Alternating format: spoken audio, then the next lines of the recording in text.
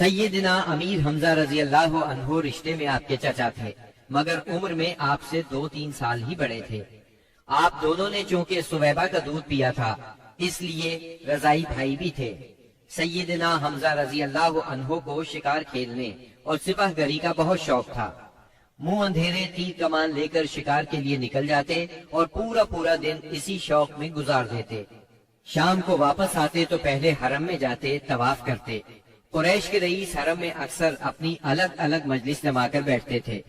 سیدنا حمزہ کی ان سب سے اچھی دوستی تھی، اس لیے سب لوگ ان کی بہت قدر کرتے تھے۔ ایک روز نبی اکرم صلی اللہ علیہ وسلم کوہ صفا پر بیٹھے تھے، اتنے میں ابو جہل آیا اور آپ کو دیکھتے ہی آگ بگولا ہو گیا۔ آپ کو گالیاں دینے لگا، آپ خاموش رہے۔ اس خاموشی سے اس کا پارا اور چڑھ گیا۔ اس نے ایک پتھر اٹھایا اور آپ کے سر پر دے مارا۔ آپ کا سر زخمی ہو گیا، خون بہنے لگا۔ شام کو سیدنا حمزہ رضی اللہ عنہ شکار سے لوٹے تو عبداللہ بن جدعان کی لونڈی نے بتایا کہ آج آپ کے بھتیجے محمد کو ابو جہل نے سخت تکلیف پہنچائی ہے، آپ زخمی ہو گئے ہیں۔ سیدنا حمزہ رضی اللہ عنہ نے یہ سنا تو غصے سے بھڑک اٹھے، آخر آپ ان کے قریبی عزیز تھے۔ سیدھے ابو جہل کے پاس گئے اور بولے، تو میرے بھتیجے کو گالی دیتا ہے، حالانکہ میں اسی کے دین پر ہوں۔ اس کے بعد کمان سے اس زور سے مار ماری کہ ابو جہل اس کمان سے زخمی ہو گیا۔ اب سیدنا حمزہ رضی اللہ عنہ آپ صلی اللہ علیہ وسلم کے پاس پہنچے اور بولے، بھتیجے تمہیں یہ سن کر خوشی ہوگی کہ میں نے ابو جہل سے تمہارا بدلہ لے لیا ہے۔ اس پر نبی اکرم صلی اللہ علیہ وسلم نے فرمایا، چچا میں ایسی باتوں سے خوش نہیں ہوا کرتا، اگر آپ میری خوشی چاہتے ہیں تو اس کا آسان اور سیدھا سادہ طریقہ یہ ہے کہ آپ مسلمان ہو جائیں۔ سیدنا امیر حمزہ رضی اللہ عنہ کے دل پر اس جملے کا اتنا اثر ہوا کہ انہوں نے اسی وقت کلمہ پڑھا اور اسلام قبول کر لیا۔ سیدنا حمزہ رضی اللہ عنہ کے ایمان لانے کے 3 دن بعد سیدنا عمر بن خطاب بھی اسلام لے آئے۔ وہ قریش مکہ کے بہت بڑے ستون اور مددگار تھے۔ قریش کی طرف سے بیرونی ممالک سے سفارتی تعلقات رکھنا انہی کی ذمہ داری تھی۔ اسلام قبول کرنے سے پہلے آپ مسلمانوں کے سخت خلاف تھے، بہت سخت گیر تھے، طبیعت میں غصہ بہت تھا۔ ایک رات رسول اللہ صلی اللہ علیہ وسلم خانہ کعبہ کے پاس نماز پڑھ رہے تھے۔ سیدنا عمر رضی اللہ عنہ نے چھپ کر چند آیات سن لی۔ ان کے دل میں آیا کہ یہ حق ہے، لیکن پھر بھی اپنے خیالات پر جمے رہے، یہاں تک کہ ایک روز نبی صلی اللہ علیہ وسلم کا کام تمام کرنے کی نیت سے تلوار لے کر نکل کھڑے ہوئے۔ راستے میں ان کی ملاقات سیدنا نعیم بن عبداللہ سے ہوئی۔ یہ نئے مسلمان ہوئے تھے، اس لیے ابھی ان کے اسلام لانے کی خبر سیدنا عمر رضی اللہ عنہ کو نہیں ہوئی تھی۔ ان کے ہاتھ میں ننگی تلوار اور چہرے پر شدید غصے کے آثار دیکھ کر انہوں نے پوچھا، خیر تو ہے عمر، دوپہر کے وقت ننگی تلوار لیے کدھر کا ارادہ ہے؟ سیدنا عمر رضی اللہ عنہ نے جواب دیا، محمد کو قتل کرنے کے لیے جا رہا ہوں۔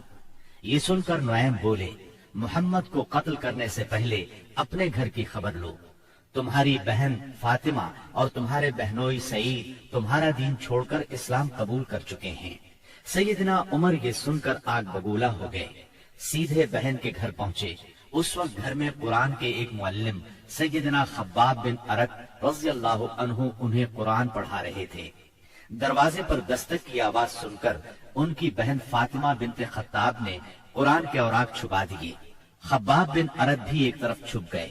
اب بہنوئی نے دروازہ کھولا۔ دروازہ کھلتے ہی سیدنا عمر رضی اللہ عنہ نے پوچھا، تم کیا پڑھ رہے تھے، مجھے دکھاؤ۔ ساتھ ہی سعید بن زید کو مارنے لگے۔ بہن نے اپنے خاوند کو چھڑانے کی کوشش کی تو ان پر بھی ٹوٹ پڑے، وہ بھی زخمی ہو گئی، ان کے منہ سے خون بہنے لگا۔ جوش میں آ کر بولی، جو جی میں آئے کر لو عمر، ہم مسلمان ہو چکے ہیں۔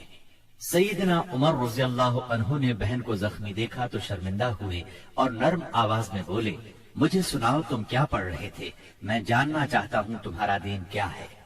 فاطمہ بنت خطاب رضی اللہ عنہا نے جوش کے عالم میں چند جملے کہے، پھر فرمایا، جاؤ پہلے غسل کرو، پھر دکھائیں گے ہم کیا پڑھ رہے تھے۔ غسل کے بعد انہیں قرآنی اوراق دکھائے گئے. انہیں نرم پڑھتے دیکھ کر سیدنا خباب بن ارد بھی کونے سے نکل کر سامنے آ گئے. قرآن کے اوراق پر سورہ طٰہٰ کی چند آیات تھیں. سیدنا عمر رضی اللہ عنہ نے ان کو پڑھا تو کایا پلٹ گئی اور بولے یہ تو بہت عمدہ چیز ہے، بتاؤ مسلمان کس طرح ہوتے ہیں.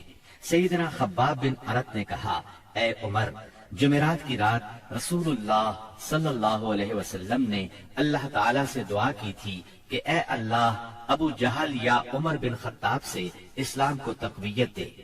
تمہیں خوشخبری ہو کہ یہ سعادت تمہارے حصے میں آ رہی ہے. رسول اللہ صلی اللہ علیہ وسلم دار ارقم میں ہیں. سیدنا عمر رضی اللہ عنہ ان کے ساتھ دار ارقم پہنچے. دروازے پر دستک دی. دروازہ کھلنے پر اندر موجود لوگ سیدنا عمر رضی اللہ عنہ کو دیکھ کر چونک اٹھے. نبی صلی اللہ علیہ وسلم کو بتایا تو آپ نے فرمایا آنے دو. سیدنا عمر رضی اللہ عنہ اندر داخل ہوئے. آپ صلی اللہ علیہ وسلم نے ان کا کرتا پکڑ کر کھینچا اور فرمایا عمر کس ارادے سے آئے ہو؟ سیدنا عمر رضی اللہ عنہ نے فوراً کلمہ پڑھا اشہد اللہ الہ الا اللہ وانک رسول اللہ. میں گواہی دیتا ہوں کہ یقیناً اللہ کے سوا کوئی لائق عبادت نہیں اور یقیناً آپ اللہ کے رسول ہیں. یہ اس قدر اچانک اور اس قدر غیر متوقع تھا کہ وہاں موجود تمام صحابہ بے ساختہ پکار اٹھے اللہ اکبر. دار ارقم گونج اٹھا. سیدنا عمر رضی اللہ عنہ کا ایمان لے آنا کوئی معمولی واقعہ نہیں تھا. مسلمانوں میں خوشی کی لہر دوڑ گئی. دوسری طرف قریش اپنی تدابیر میں مصروف تھے. ایک روز کچھ سردار مسجد حرام میں محفل جمائے بیٹھے تھے جبکہ آپ ایک کونے میں الگ بیٹھے تھے. مسلمانوں کی بڑھتی ہوئی تعداد نے قریش کی پریشانی میں بہت اضافہ کر دیا تھا. لہذا اس موقع پر ابو سفیان کے خسر عتبہ بن ربیعہ نے قریش کے سرداروں سے کہا صاحبو اگر آپ لوگ پسند کریں تو میں جا کر محمد سے بات کروں اور ان کے سامنے چند تجاویز رکھوں. شاید کہ وہ ان میں سے کوئی تجویز مان لیں اور ہم لوگ بھی اس کو قبول کر لیں. ہو سکتا ہے اس طرح وہ ہماری مخالفت سے باز آ جائیں. سب حاضرین نے اس بات سے اتفاق کیا. عتبہ اٹھ کر آپ کے پاس پہنچا اور آپ کے پاس بیٹھ گیا. آپ نے اس کی طرف دیکھا تو وہ بولا بھتیجے تم اپنی قوم میں اپنے نسب اور خاندان کے اعتبار سے جو حیثیت رکھتے ہو وہ تمہیں معلوم ہے، مگر تم اپنی قوم پر ایک بڑی مصیبت لے آئے ہو. تم نے جماعت میں تفرقہ ڈال دیا ہے. ساری قوم کو تم بے وقوف ٹھہراتے ہو، قوم کے معبودوں اور اس کے دین کی برائی کرتے ہو اور ایسی باتیں کرنے لگے ہو جن کے معنی یہ ہیں کہ ہم سب کے باپ دادا کافر تھے. اب ذرا میری بات سنو. کچھ تجاویز تمہارے سامنے رکھتا ہوں، ان پر غور کرو، شاید کہ ان میں سے کسی کو تم قبول کر لو. اس کے خاموش ہونے پر آپ نے فرمایا ابو الولید آپ کہیں میں سن رہا ہوں. اس نے کہا بھتیجے یہ کام جو تم نے شروع کیا ہے اس سے اگر تمہارا مقصد مال حاصل کرنا ہے تو ہم سب مل کر تمہیں اتنا کچھ دینے کے لیے تیار ہیں کہ تم ہم میں سب سے زیادہ مالدار ہو جاؤ گے. اگر اس سے اپنی بڑائی چاہتے ہو تو ہم تمہیں اپنا سردار بنانے کے لیے تیار ہیں. کسی معاملے کا فیصلہ تمہارے بغیر نہیں کیا کریں گے.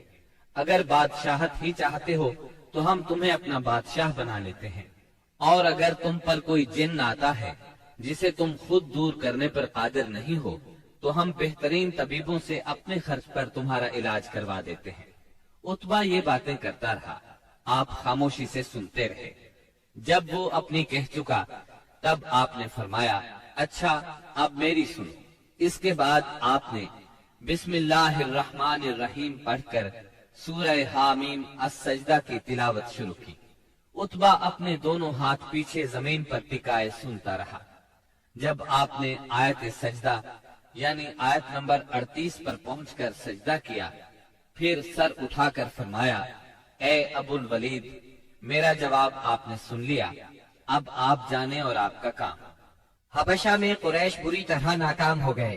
دوسری طرف وہاں شاہ حبشہ نے مسلمانوں کے ساتھ اعلیٰ ترین سلوک کیا. انہیں وہاں رہنے کی کھلی آزادی دی. ادھر مکہ معظمہ میں سیدنا حمزہ اور سیدنا عمر بن خطاب رضی اللہ عنہما نے اسلام قبول کر لیا۔